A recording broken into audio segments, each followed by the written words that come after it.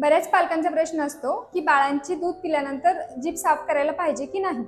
हो, बाळाचे दूध पिल्यानंतर जीभ साफ करायला पाहिजे, कारण दूध पाजल्यानंतर बाळाच्या जिभेवर एक दुधाचा लेअर तयार होतो. त्यामुळे सेकंडरी फंगल इन्फेक्शन होऊ शकतं किंवा बाळाच्या तोंडाचा खराब वासही होऊ शकतो.